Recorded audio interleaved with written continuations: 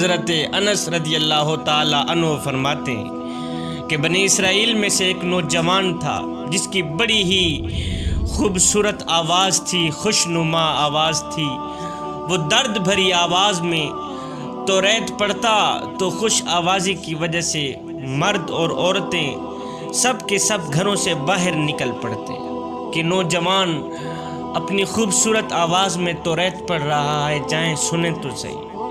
کتنی درد بھری آواز ہے نوجوان کی، کتنی خوشنما آواز ہے نوجوان کی، مگر ہے افسوس نوجوان شراب بھی پیا کرتا تھا۔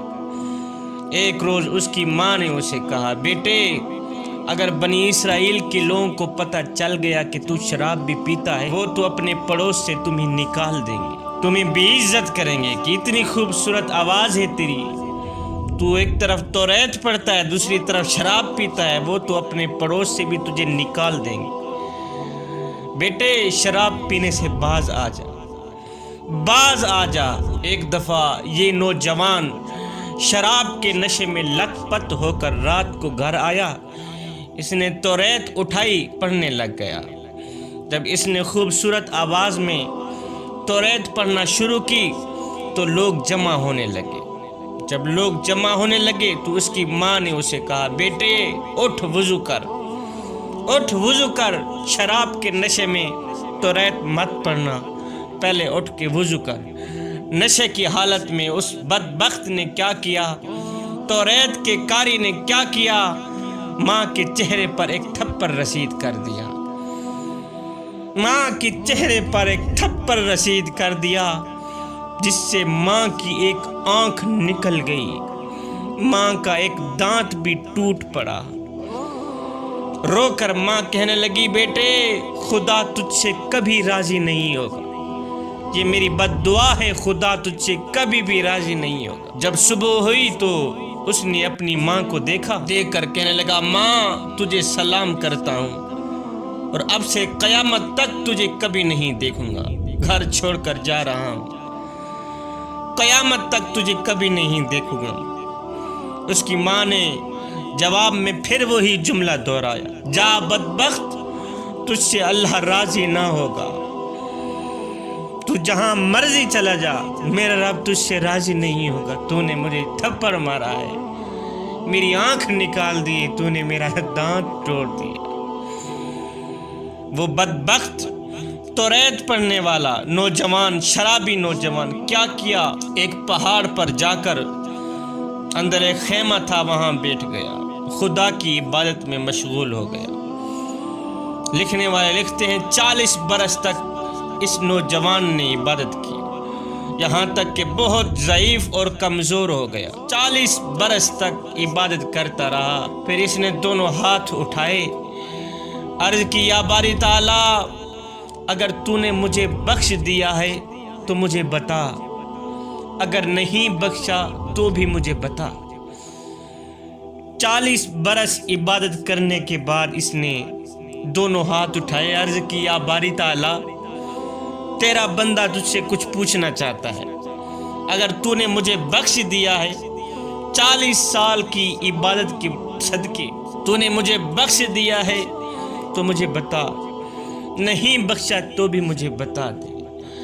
اللہ اکبر۔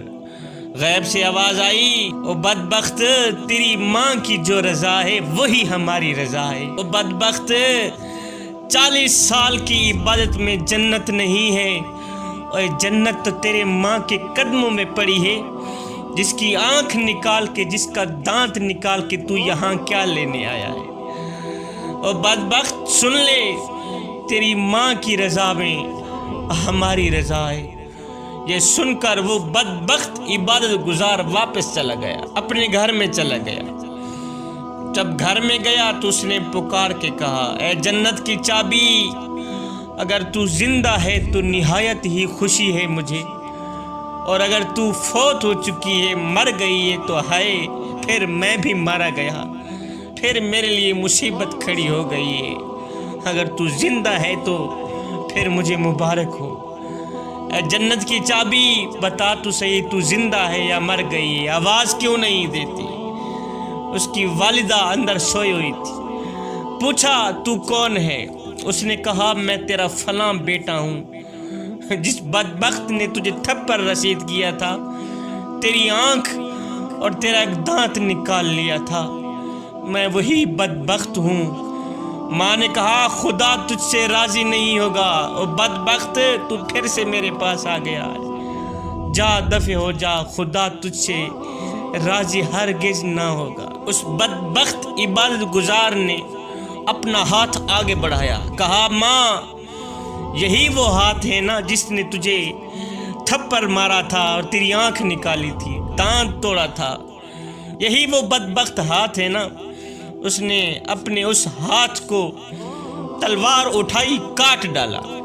جب کاٹ ڈالا اس کے بعد اس نے اپنے ساتھیوں سے کہا کہ میرے لیے لکڑی جمع کر کے آؤ۔ انہوں نے لکڑیاں جمع کی اور آگ جلائی۔ یہ بدبخت عبادت گزار شخص جو تھا اس آگ میں کود پڑا اور اپنے بدن سے مخاطب ہو کر کہنے لگا، اپنے نفس سے مخاطب ہو کر کہنے لگا کہ دوزخ کی آگ سے پہلے دنیا کی آگ کا مزہ چکھ لے۔ اے دوزخ کی آگ سے پہلے، دوزخ کی آگ تو میرے لیے پہلے سے ہی تیار ہے، اب دنیا کی آگ کا مزہ بھی چکھ لے۔ یہ خبر لوگوں نے اس کی ماں کو دی کہ تیرا بیٹا آگ میں چلا گیا ہے، وہ جل گیا ہے، جل کر راکھ ہو جائے گا۔ ماں نے اندر سے آواز دی، اور میری آنکھوں کی ٹھنڈک، تو کہاں ہے اور تو کیوں آگ میں چلا گیا ہے؟ تو باہر نکلا۔ اس کی ماں نے دل سے کہا کہ میں نے تجھے معاف کیا بیٹے، تو باہر نکلا، میں نے تجھے معاف کیا، معاف کیا۔ اللہ تعالیٰ نے حکم دیا، جبریل کیا کر رہا ہے؟ مولا تیری تسبیح بیان کر رہا۔ میرے اللہ نے فرمایا جبریل جا اپنا ایک پر اس کی ماں کی آنکھ اور دانت پر مل دے تاکہ اس کی آنکھ بھی ٹھیک ہو جائے اور اس کا دانت بھی ٹھیک ہو جائے، اور ماں کی دعا کی وجہ سے اپنا ایک پر اس میرے عبادت گزار شخص کے ہاتھ پہ بھی لگا دے تاکہ اس کا ہاتھ بھی ٹھیک ہو جائے۔